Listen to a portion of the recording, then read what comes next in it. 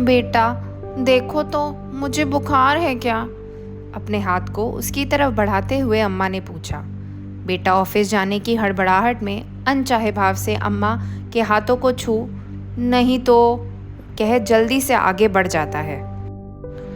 पर मुझे तो गरम गरम सा लग रहा है। शायद जल्दी में था इसलिए नहीं समझ आया होगा, वरना तो। अम्मा अपने माथे को हाथ लगा बुदबुदाती थी। आज सुबह से ही अम्मा हाथ में थर्मामीटर और चेहरे पर परेशानी का भाव लिए इधर उधर डोले जा रही थी। वे बारी बारी से सबसे अपनी शरीर छुआकर जांच करा चुकी थी, यहाँ तक कि घर की मेहरी से भी। सभी नहीं तो कह अपने अपने काम में संलग्न हो गए थे। मैंने रसोई की खिड़की से देखा था। अम्मा कुछ देर वहीं बैठक में खड़ी रही, कुछ सोचते हुए। पुनः अपना माथा छुआ, थर्मामीटर को एक बार फिर मुंह में डाल वहीं कुर्सी पर बैठ रसोई की ओर झांकी। 1 मिनट बाद, बहू ज़रा तू देख तो, कहीं अब पकड़ में आ जाए। लाइए माँ जी, मैं देखती हूँ। उसने एक नज़र थर्मामीटर पर डाली, माथे को हाथ लगाया। हाँ माँ जी, लग तो रहा है थोड़ा सा गरम गरम।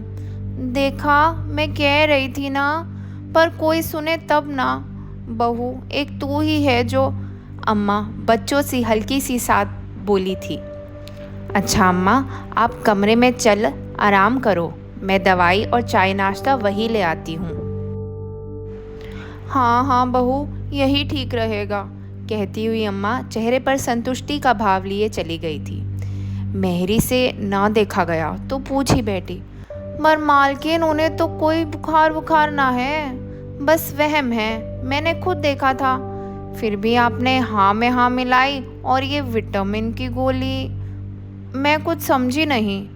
मुस्कुराते हुए, पगली, जब खुद बूढ़ी होगी तब समझ पाएगी कि ये वहम नहीं, कुछ पलों की आत्मीयता की चाह है। अम्मा के इस अजीब से व्यवहार ने उस दिन को एक अनुभव से भरपूर बना दिया।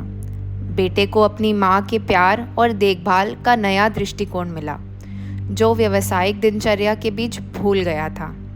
अम्मा की चिंता उसके लिए एक स्पर्श बन गई, जो उसने उसके जीवन की महत्वपूर्णता को नए आयाम दिए।